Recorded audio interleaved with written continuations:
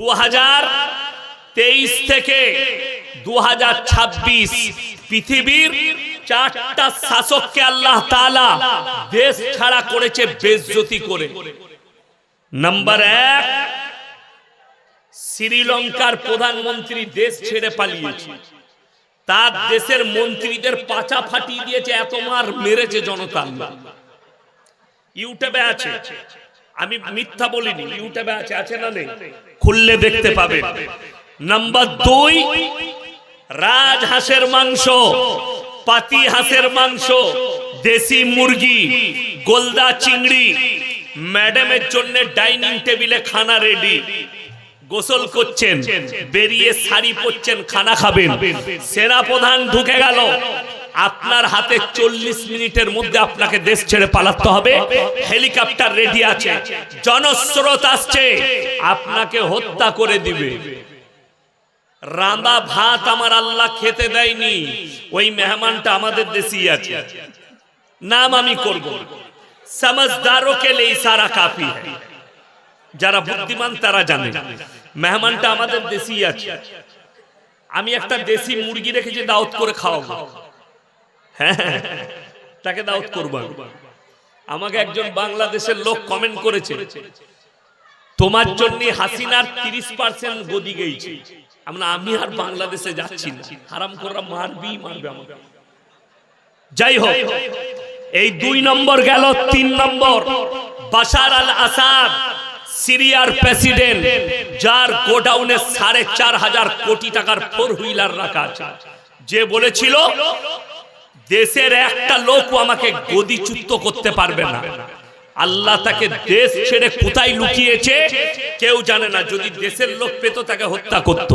6 মাসও হয়নি নেপালের প্রধানমন্ত্রী দেশ ছেড়ে পালিয়েছে। আবার একটা হেলিকপ্টারে দেখলাম মন্ত্রীরা ঝুলে ঝুলে পালাচ্ছে, একজন আবার দেখছি তার বউকে নিয়েছে সাথে, আর একজনকে দেখলাম পানিতে ছুটছে মন্ত্রী, আর তার পাছায় জনতার লোক বাড়ি মারছে, ইয়ং ছেলেরা। তোরা যে বলছিলি লালবাতি গাড়ি, তোরা যে বলছিলি বডিগার্ড, মালগুলো গেল কোথায়? আল্লাহর কসম, নির্যাতন কমিশন তুমিও শুনে নাও, যেদিনে এই গরিব দুঃখী নিরীহ মুসলমান, দলিত, আদিবাসী এদের চোখের পানিটা আল্লাহর কাছে কবুল হবে, সেদিনে তুমি আন্ডারপ্যান্ট খোলার সময় পাবে না। এটা চ্যালেঞ্জ দিলাম, তুমি যত পারবে নাম কাটো। তোমার বাপের হিম্মত নাই যে আমাদেরকে দেশ থেকে তাড়াই। দেশ আমাদের, আমরা দখল করেছি, আমরা আজাদ করেছি ইংরেজদের কাছ থেকে। তোমাকে পৃথিবীর ইতিহাস বলছি, আলেমরাও জানে, আমরাও জানি, ইতিহাসবিদরাও জানে, কোরআনেও এর ইতিহাস আছে, ঘটনা আছে। যতগুলো জালিম পৃথিবীর বুকে এসছে, যারা মজলুমের ওপরে, নিরীহ লোকের ওপরে জুলুম করেছে, আল্লাহ তাদেরকে বেইজ্জতি করে মৃত্যু দান করেছে। এটা আমি পৃথিবীর ইতিহাস বলছি। যদি বলেন প্রমাণ, কোরআনে একজনের নাম আছে, তার নাম হচ্ছে ফেরাউন। নাম শুনেছেন না শুনেননি? ফেরাউনের, সে মিশরের মাটিতে দাঁড়িয়ে বলেছিল আনা রব্বুকুমুল আলা, আমি হচ্ছি সব থেকে উঁচু, আমি তোমাদের রব, আর আমি তোমাদের সব। ফেরাউনকে আল্লাহ ইজ্জতের মৃত্যু দিয়েছিল না বেইজ্জতি? বেইজ্জতি করে মৃত্যু দিয়েছিল। এটা কোরআনের ইতিহাস। তো অনেক অমুসলিম ভাই বলবে কোরআনের কথা মানবো না, কোরআন শোনাবো। চলো, পৃথিবীর বুকে একটা রাজার নাম এসছে ইতিহাসের পাতায়, তার নাম হচ্ছে আলেকজান্ডার। অর্ধেক দুনিয়া দখল করেছিল। যারা ইতিহাসবিদ আছে, মাস্টার আছে, তারা জানে আলেকজান্ডার অর্ধেক দুনিয়া। তার যুগে তার মতো যোদ্ধা পৃথিবীতে ছিল না। আলেকজান্ডার এখন আছে না শেষ হয়ে গেছে? কথা বলেন, শেষ। তার রাজত্ব 20 পান করে মারা গিয়েছিল। আমি অত দূরে নিয়ে যাব না। বর্তমানে সব থেকে সুরক্ষায় থাকে পৃথিবীর 2টো প্রেসিডেন্ট। একজনের নাম হচ্ছে ডোনাল্ড ট্রাম্প, আমেরিকার প্রেসিডেন্ট, আর একজন হচ্ছে ভ্লাদিমির পুতিন, রাশিয়ার প্রেসিডেন্ট। যারা একদম ঘোড়া টোপে থাকে, যাদিকে টাচ করতে কেউ পারবে না। এমনকি আমেরিকার প্রেসিডেন্টের কাছে যে গাড়িটা আছে, ওই গাড়িতে বসে গেলে গাড়িতে মিসাইল লাগবে না, গোলা বারুদ লাগবে না, গুলি লাগবে না, কোনো কিছুই আসর হবে না। এখন আপনি আমি বলবো যে না, আমেরিকার প্রেসিডেন্ট তাইলে খুব সুরক্ষায় থাকে, তাইলে তার দুর্বলতা নাই। আল্লাহর কসম, তারপরেও দুর্বলতা আছে। যদি লোহার ঘরের মধ্যে কেউ থাকে আর তার মৃত্যুর সময় হলে মালাকুল মউত এলে আর কেউ আটকাতে পারবে? কথা বলেন, পারবে না। তাহলে জানতে হবে দুনিয়াতে যত শক্তি থাক আমার আল্লাহর কাছে দুর্বল। আল্লাহর কসম, বর্তমানে যতগুলো মানুষ, যতগুলো জানদার দুনিয়াতে বেঁচে আছে, আমরা কেউ নিজের ইচ্ছায় বেঁচে নেই, সব আমার আল্লাহর ইচ্ছায় আর আল্লাহর দয়ায় আল্লাহ আমাদেরকে বাঁচিয়ে রেখেছে। একটা মানুষের ক্ষমতা নেই একটা চোখের পালক মারাতে। এই চোখটা আমরা পালক মারি, এই পালক মারতে যতক্ষণ সময় লাগে, এতটুকু সময় নিজস্ব ইচ্ছায় বাঁচার ক্ষমতা পৃথিবীর কোন শক্তির নেই, সব আমার আল্লাহর ইচ্ছা। এখন আমি দুঃখের সঙ্গে বলছি, দুঃখের সঙ্গে কোন মুসলমান, কোন দলিত, কোন আদিবাসী ভাই, কোন মতুয়া ভাই, আপনারা কেউ আত্মহত্যা করবেন না ভয়ে। আত্মহত্যা আপনারা করবেন না। যদি আত্মহত্যা করতে হয় ভয়ে, যে অন্যায় করেছে সেই নির্যাতন কমিশন আত্মহত্যা করুন। আপনি কেন করবেন? আপনি দেশের নাগরিক, আপনি কাকে ভয় খাচ্ছেন? আপনাকে তাড়িয়ে দিবে? কে বলল তাড়িয়ে দেবে? এদের বাপের হিম্মত আছে। আল্লাহর কৃপায় মোবাইল খুলে দেখলেন, আমাদের অনেকগুলো উকিল বাবু তারা নিজেদের নম্বর দিচ্ছে যে আমরা ফ্রি সার্ভিস দেব। তার মধ্যে একজন আছে, মনে হয় উত্তর দিনাজপুরে বাড়ি, মুফাক্কিরুল ইসলাম, তাই না? দিনাজপুরে বাড়ি। আমি ওনার মোবাইলে ফেসবুকে দেখলাম উনিও হেল্পলাইন নম্বর দিচ্ছেন যে আপনারা যোগাযোগ করুন, আমরা ফ্রি আপনাদের জন্য সহযোগিতা করব। যাদের নাম আসেনি, ডিলিট হয়েছে, যে প্রসেসিং আছে প্রসেসিং করুন। এদের বাপের হিম্মত নাই আপনাকে দেশ ছাড়া করুন, অসুবিধা নেই। নাম্বার 2, হাত তুলে সবাই বলুন তো আমরা আল্লাহকে বিশ্বাস করি ইনশাআল্লাহ? করেন তো? আচ্ছা, আল্লাহকে বিশ্বাস করলে আল্লাহর সব হুকুম মানতে হবে না হবে না? হবে। আল্লাহ যেগুলো নিষেধ করেছেন করা যাবে? করা যাবে না। এরপরে আমি বক্তব্য শুরু করব। যার গায়ে চুলকুনি হবে উঠে পালিয়ে যাবে, সময় আছে, ঘুমিয়ে যান, ফজর পর্যন্ত ঘুমিয়ে যান, নেকি পাবে। এই থানাটা কোন থানা? ফারাক্কা, ফারাক্কা থানা। আচ্ছা, ইমানদারির সঙ্গে বলুন তো, ইসলামী শরীয়তে আমাদের মুসলিম ধর্মে সুদ খাওয়া হালাল না হারাম? হারাম। তাহলে এই ফারাক্কা থানায় একটাও মুসলমান সুদ খায় না? কথা বলে না? খায়। আমি কিন্তু কারো বাঁয়ে বোয়ানো লোক নয়। আমাকে কমিটির লোক যদি বলে হুজুর এই সব কথা বক্তব্য দিবেন, আমি নেমে পালিয়ে যাই, গাড়ি রেডি আছে, পয়সা ফেক, তামাশা দে।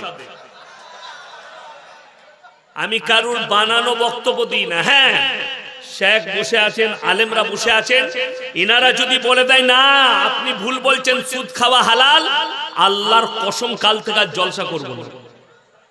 আল্লাহর কসম খেয়ে বললাম, জলসা বন্ধ করে দেবো। ব্যবসা আছে, ব্যবসা করেই খাবো, কোনো অসুবিধা নেই। মাদ্রাসা আছে, মাদ্রাসায় পড়িয়ে খাবো, কিন্তু প্রমাণ দিতে হবে। কোরআন বলছে ওয়াহাল্লাল্লাহুল বাইয়া ওয়া হারামার রিবা, সুদকে হারাম করেছি, ব্যবসাকে হালাল করেছি।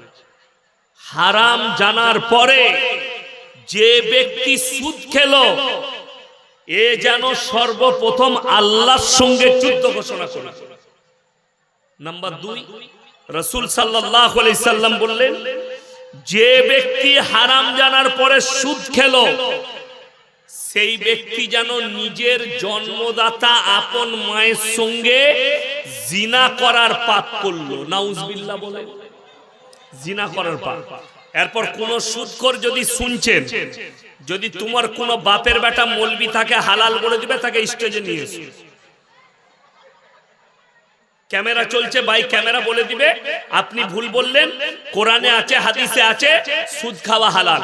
আমি আর জীবনে বক্তব্য দেব না সমাজের মধ্যে, চ্যালেঞ্জ এটা। কিন্তু সেই মৌলবিকে ক্যামেরার সামনে আসতে হবে, পেছন থেকে ফুটুর ফুটুর করলে হবে না, সামনে এসে বলো যে না হালাল। নাম্বার 2, মদ খাওয়া হালাল না হারাম? হারাম। গাঁজা খাওয়া হালাল না হারাম? হারাম।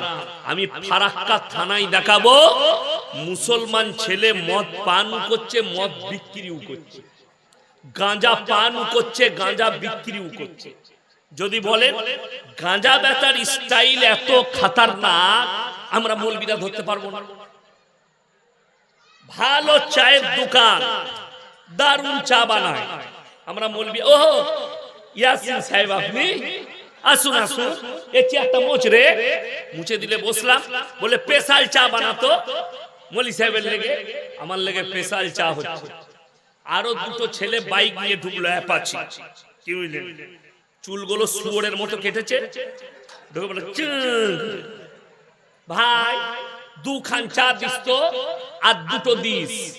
আমি চিন্তা করলাম আল্লাহ 2 খান চাটা বুঝতে পারলাম, আর 2টো দিস ওই মালটা, ওটা তো বুঝতে পারলাম না। ওই 2টো হচ্ছে গাঁজার পুড়িয়া, হারামখোর চাও বিক্রি করছে, তলাই তলাই গাঁজার পুড়িয়া বেচছে। আবার এই চা দোকানি জুম্মার দিনে বগলে আতর লাগিয়ে ফাঁস কাতারে, আল্লাহ যা বুঝে করবে। তাহলে ইমাম সাহেবই কি করবে আর ফেরেশতারাই কি লিখবে? একজন বাস্তব বলছি, লটারির টিকিট হারাম না হালাল? হারাম। আপনি ফারাক্কায় চলুন, ধুলিয়ানে চলুন, আপনার উমরপুরে চলুন, বেলডাঙ্গায় চলুন, পলাশিতে চলুন, হাই রোডে যে জটা মোড় পড়বে, মুসলিম ছেলে লটারি বিক্রি করছে, লটারি কাটছে। ঠিক বললাম না ভুল বললাম? আপনি চলুন কালিয়া চকে দেখিয়ে দেবো, চলুন সুজাপুরে দেখিয়ে দেবো, চলুন ধুলিয়ানে দেখিয়ে দেবো। আমার থানাটার নাম হচ্ছে গলসি। কি বললাম? গলসি। যেমন আপনাদের এটা 34 নম্বর, আমার বাড়ির ওপর দিয়ে গেছে Delhi road, Kolkata to Delhi road 6 lane, এটা 4 লেন, আমারটা 6 লেন। তো গলসি বাজার, সেখানে একদিন বাস স্ট্যান্ডে দেখছি একটা মুসলিমদের ছেলে টেবিল লাগিয়ে লটারি বেচছে। যা হারাম কাজ করছে করছে, দেখছি 2টো ফটো লাগানো আছে। কোথাকার? একটা পাথর চাবড়ির আর একটা আজমিরের। আমি তাকে বললাম ভাই এইগুলো কি? ওই যে হুজুর বরকত হবে। আমি বলবে লটারিতে খাজা বাবার বরকত, বিরাট ব্যাপার, নাউজুবিল্লাহ। আমি বলে এদিকে কে বুঝাবে সমাজকে?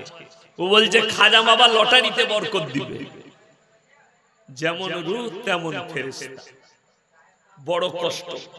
এই লোক মসজিদে জুম্মার দিনে ফাঁস কাতারে নামাজ পড়ছে, অথচ হারাম খাচ্ছে। লটারি টিকিট হারাম না? হারাম না। আমার বর্ধমান টাউনের একজন ফোন করে বলছে হুজুর আপনি গালি দেন কেন? আমি বললাম কবে আমি কোন জলসায় মাহবুব তুলে গালি দিয়েছি? বলছে না না, আপনি যে হারামখোর বলেন এটা গায়ে লাগে। আমি বললাম যে সুদ খায় তাকে কি বলবো? আল্লাহর ওলি বলবো? কথা বলে না, ওলি বলা যাবে? যে লটারি বিক্রি করে তাকে কি বলবো? ইমানদার বলবো? আচ্ছা যে হারাম খায়, দেখুন একটা কথা বলি, চুরি করা হারাম না হালাল? হারাম। আমরা মৌলবীরা যদি বলি চুরি করা হারাম, চোরের গায়ে লাগবে না ইমানদারের গায়ে? চোরের গায়ে। তাহলে আমি যদি সুদকে হারাম বলি, সুদখোরের গায়ে লাগবে, ইমানদারের গায়ে তো লাগার কথা নয়। তাহলে কেউ যদি এসে জুম্মায় ইমামকে বাধা দেয়, স্টেজে মৌলবীকে বাধা দেয়, সেই লোক যদি বলে আমি সুদ খাই না, কিন্তু 100% সে লুকিয়েও হারামখোর সুদ খায়। তা নাহলে বাধা দিবে কেন? মৌলবী তো হক বলছে। আমার ভাই অনুরোধ করে বলছি, জানেন এই লোক হারাম জানার পরে জিন্দেগি ভর সুদ খাচ্ছে।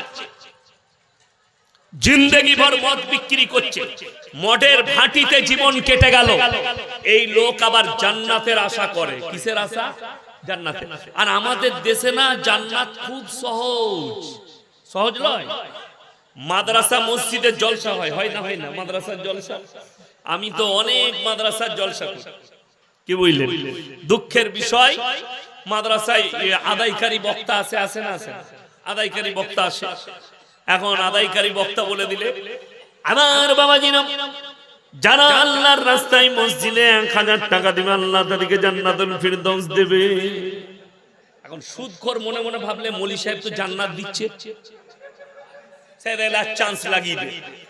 2000 টাকা যেমনি দিলে মৌলী সাহেবকে, আর আমাদের দোয়া, আহারে বান্দারে গোনাই মাঝে ছিল আর ছিল কিনা ছিল 2000 দিল, দিয়ে তাকে জান্নাতে ভরে দিল। যা বুঝা করে। সুদখোর মনে মনে ভাবছে এরকম মৌলবি লাগবে। তুমি বলেছো ইয়াসিন সাহেবকে, মৌলী সাহেব আমি সুদখোর, সুদের টাকা দিচ্ছি, তুই একবার খালি কোন বাপের বেটা হলে আমার সামনে কোন জলসা এসে বলবে, আমার জুতোটা পাশিয়ে নামানো থাকে, তার মুখে মারো। বাস্তব কথা বলছি। তুমি যদি কোন মসজিদের মতোয়াল্লিকে, সেক্রেটারিকে বলো যে আমি সুদের টাকা দিচ্ছি, টাকা লিবে? লিবে না। অর্থাৎ তুমি লুকিয়ে। একজন আমাকে বলছে বর্ষার সময় এত পানি হচ্ছে, এত পানি, জমি ডুবে যাচ্ছে আমার এলাকা। তো কি বলছে জানেন? মৌলী সাহেব কি দোয়া করছো, পানি বন্ধ করতে পারছো না? সালা দোষ আমার। মৌলবীদের পানি যদি না হয় জমিগুলো ফেটে যাচ্ছে, বলছে দোয়া করে পানি নামাতে পারছো না, আমরা সব দোষ আমাদের। কিন্তু ও বলছে আমি মদ খাবো, গাঁজা খাবো, নামাজ পড়বো না, রোজা রাখবো না, তোমাকে পয়সা দিয়ে ইমাম রেখেছি, তোকে দোয়া করে পানি নামাতেও হবে, বন্ধ করতেও হবে। এমন আমাদের দোয়া কি করে কবুল হবে? বলছে কেন হবে না? এমন হারাম কর, আমাদিকে সুদখোরের ঘরে ভাত খাওয়াচ্ছিস, গাঁজাখোরের ঘরে। কোন মসজিদের সেক্রেটারি বাপের বেটা মসজিদের মেম্বারে দাঁড়িয়ে বলতে পারবে না যে প্রকাশ্যে যারা সুদের কারবার করছো তারা না ইমামকে ভাত দিবে, না মসজিদের সঙ্গে তার কোন সমাজের সম্পর্ক থাকবে। বলেছে আজ পর্যন্ত কেউ? বলতে পারে। কি করে বলবে? আমি আপনাকে পশ্চিম বাংলায় দেখিয়ে দেবো, আপনাদের শুধু মুর্শিদাবাদে ফারাক্কাই লয়, গোটা পশ্চিম বাংলায় দেখাবো। আরে শুধু ইমামদের দোষ, মসজিদের সেক্রেটারি বলবে কি করে? আমি পশ্চিম বাংলায় 1000 মসজিদ থাকলে 500 খালি সুদখোর আর চোর আর লোকের মেরে লিয়া লোক মসজিদের সেক্রেটারি হয়ে বসে আছে। আমি বললি খারাপ মৌলবি, যত আমাকে গাল দিবি দে, কিন্তু বাপের হিম্মত নাই সামনে এসে দিবি, শ্বাস নালীটা উপড়ে দেবো। আমার বর্ধমানে ঘর হতে পারে, তো দলিল থাকলে যে না, যে লোক সুদ খায়, যে লোক লোকের মেরে লিয়েছে, আমি আমার এলাকায় দেখিয়ে দেবো, বর্ধমান জেলায়। কি বুঝলেন? বর্ধমান জেলায় দেখাবো লোকের ভাইয়ের সম্পত্তি মেরে লিয়েছে। বর্ধমান টাউনে ঘটনা 1 বছর আগেকার। বাপ ভর্তি হয়েছে নার্সিংহোমে, আইসিতে আছে,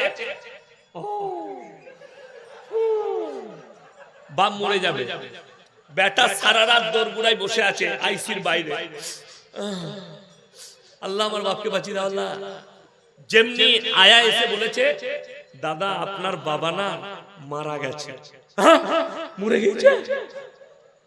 তাকে ডেকে বলছে শোন 10,000 টাকা রাখ, কেউ কি বলিস না। হালা পকেট থেকে কাগজ বার করে মরা বাপে টিপ লিচ্ছে, মরা বাপে টিপ মেরে লিয়েছে। বাপ চলে গেল, জানাজা হয়ে গেল, সব কিছু হয়ে গেল, দাফন হয়ে গেল।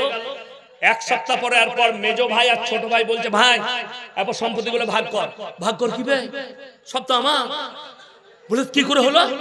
বলে হ্যাঁ বাপ আমাকে লিখে দিয়ে চলে গেছে, ওই তো টেম মিল দিয়েছে মরা বাপে। এরা দেখলে কখন লেখালেখি হলো। ছোট ভাইটা একটু শিক্ষিত, স্যার সন্দেহ হয়েছে, নার্সিংহোমে এসে সিসি ক্যামেরা চেক করেছে, দেখছে মেয়েটাকে 10,000 দিয়েছে, হারামখোর ভেতরে ঢুকে বিলাং কাগজে মরা বাপের টিপ লিয়েছে। আবার সে যেসে লয়, সে আবার উমরা হাজি, উমরা করেইছে। সে আবার যেসে লয়, সে আবার মসজিদের সেক্রেটারি। ক্যামেরায় আমি বাই ক্যামেরা বলছি, সে শুনতে পাবে, সে দেখতে পাবে। তোর বাপের হিম্মত হলে আমার সঙ্গে সামনাসামনি টক্কর নিবি। আমি তো নাম করি নাই, নাম করব না কারো। কেন? ওই নাম করতে গিয়ে আমি কেস খেয়েছি, কিন্তু আমি তো বলতে পাবো। হ্যাঁ, নাম করি না। যদি তুমি হয়ে থাকো ইস্তেগফার করে নাও, ভাইকে সম্পত্তি ফিরিয়ে দাও। আমার বন্ধুগণ, আমার ভাই শুনে নেন, অনেকজন মনে মনে করছে এই লোক যখন তাহাজ্জুদ পড়ে ওর জান্নাত কনফার্ম, এই লোক দান করে জান্নাত কনফার্ম। বড় কষ্ট লাগে। আমি জাত তার দলিল দেব না, আমার বাপ দাদুর দলিল দেব না। 2.5 লাখ তার থেকেও বেশি আমার জালসা ছুটছে ইউটিউব, ফেসবুক, টুইটারে। কোন জায়গায় আমি নিজে থেকে আমার বাপের পরিচয় দিই। আমার আব্বার নাম বললে ইনারা চিনে যাবে। বিজ্ঞ আলেম হযরত মাওলানা শওকত আলী মাজাহি আমার আব্বা। এখন 80 বছর বয়স হয়েছে। মোবাইল খুললে আমার বাপকেও দেখতে পাবে না। এখনো কাছে কাছে জলসা করে। বিয়ে দিয়ে দেব, কেঁদে মরে যাবি, ওটা আমার বাপের ডায়লগ। মোবাইলে যেটা দেখেছি ওটাই হচ্ছে আমার আব্বা মাওলানা শওকত আলী মাজাহি। আমি হচ্ছি তার সন্তান। আপনারা চিনেন না বলে আমি পরিচয় দিলাম। মায়ের দিকে বলছি, আমি ভালো বক্তা লয়, আমি খুব খারাপ লোক। যদি কথা বলার ইচ্ছা এখান থেকে পালিয়ে যান, এই কমেডির ছেলেকে আছে ওদিকে তাড়িয়ে দাও এখান থেকে। আর যদি জলসা শোনার ইচ্ছা থাকে চুপচাপ বসো, ঝগড়া করবে ঘরে চলে যাও। আমি খালি চিন্তা করছি কিয়ামতের ময়দানেও এরা দাঁড়িয়ে ঝগড়া করবে। বাস্তব বলছি, কিয়ামতের ময়দানেও এত ঝামেলা শেষ হবে না। সকাল থেকে হাঁস, মুরগি, ডিম, ছাগল ঝগড়া করলে তো জলসা একটু ভালো করে শুনো।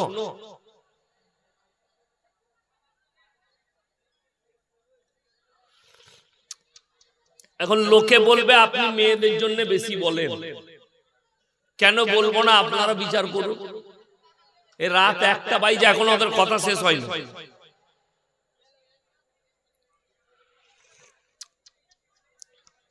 তাড়াতাড়ি চুপ করে যাও, আর না হলে পালাও এখান থেকে। আমার দরকার নাই তোমাদের মতো শ্রোতা। পালিয়ে যাও, ঘর চলে যাও। 10টা লোক থাকলেও আমি যা কথা বলবো 10,000 লোকেও সেই কথা বলবো। 1 নম্বর, গোটা পৃথিবীতে আল্লাহর যতগুলো সৃষ্টি দেখতে পাচ্ছেন সব থেকে সুন্দর সৃষ্টি হচ্ছে মানুষ। বলুন আলহামদুলিল্লাহ।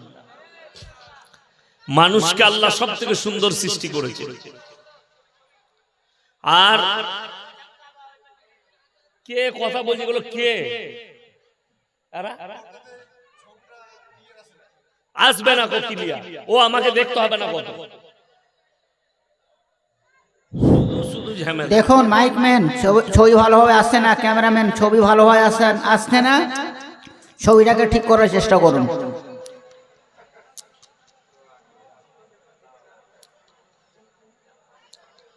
কোরআনে সূরা কাহাফের একবারই প্রথম পৃষ্ঠায় আছে, ইন্না জাআলনা মা আলাল আরদি যিনাতাল লাহা লিনাবলুয়াহুম আইয়ুহুম আহসানু আমালা।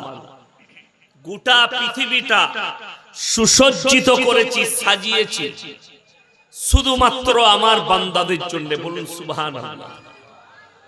পাহাড়, পর্বত, নদ, নদী, নালা, যা কিছু দেখছেন, ফল, ফ্রুট, ফুল, পশু, পক্ষী, সব আমি আমার বান্দাদের জন্য করেছি।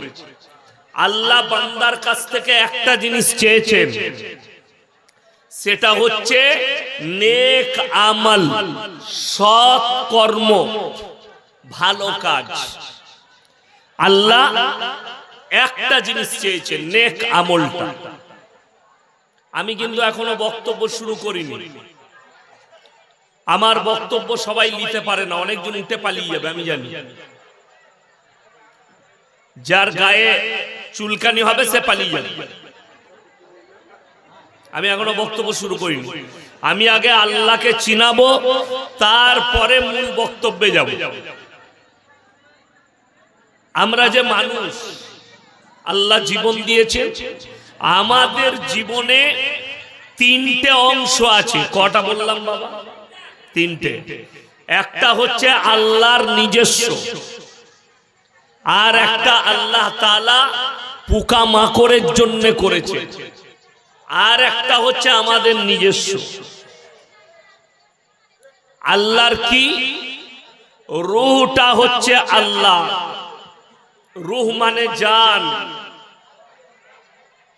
এই মালদা মুর্শিদাবাদ ডিস্ট্রিক্টে যত ডাক্তার আছে সবাইকে এক কাছে করুন, আর একটা প্রশ্ন করুন যে আপনারা এত রোগী ফাড়ছে, কেউ পেট ফাড়ছে, কেউ পিঠ ফাড়ছে, কেউ ব্রেন ফাড়ছে, কেউ হাড়ের ডাক্তার, তাদেরকে জিজ্ঞেস করুন আল্লাহ মানুষের মধ্যে রূহটা কোথায় রেখেছে। আজ পর্যন্ত কোন ডাক্তার এর সূত্র দিতে পারেনি যে মানুষের মধ্যে আল্লাহ জানটা কোথায় রেখেছে। নবীজি সাল্লাল্লাহু আলাইহি ওয়াসাল্লাম আল্লাহকে প্রশ্ন করলেন, ওয়ায়াসালুনাকা আনির রূহ, ওগো আল্লাহ রূহটা কি? আমার আল্লাহ উত্তর দিলেন নিজে, কুলির রূহু মিন আমরি, রূহ হচ্ছে আমার আল্লাহর হুকুম। কোরআনে 30 পারায় আছে ওয়ান্নাজিয়াতি গরক। গরক শব্দের অর্থ হচ্ছে ডুব মারা। বাচ্চারা পানিতে ডুব মারে, আমরা গোসল করতে গেলে ডুব মারি।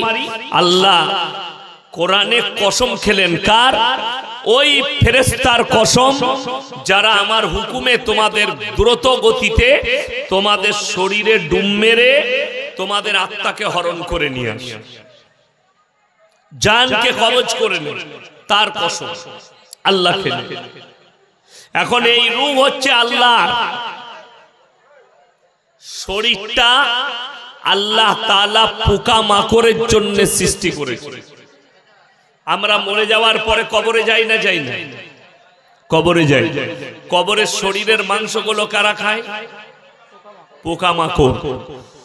তাহলে রূহ আল্লাহর, শরীরটা পোকা মাকড়ের। আপনার আমার জীবনের রইল কি? টাকা, সম্পদ, বল, দল, যা শক্তি, কোনটা আমাদের কাজে লাগবে ওইটাই হচ্ছে আসল। আমাদের যেটা নিজস্ব সেটার নাম হচ্ছে নেক আমল। সৎ কর্মটা আপনার কাজে লাগবে। আমরা জীবনে যে সৎকর্ম করি ওই সৎ কর্মটাই আল্লাহর কাছে একমাত্র কাজে। যে সৎকর্মটা করবেন ওটাই আল্লাহর কাছে কাজে লাগে। বাকি টাকা, সম্পদ, দৌলত কিছুই কাজে লাগে না। কোরআনে ওই জন্য মানুষের জন্য আল্লাহ মারাত্মক শব্দ ব্যবহার করেছেন, ইন্নাল ইনসানা খুলিকা হালুয়া। আমি মানুষকে অসহায় আর দুর্বল সৃষ্টি করেছি, মানুষ সবল নয়। যারা আজকে পৃথিবীর বুকে নিজেদিকে শক্তিশালী বলছে, পাওয়ারফুল বলছে, একজনও আমার আল্লাহর কাছে শক্তিশালী নয়।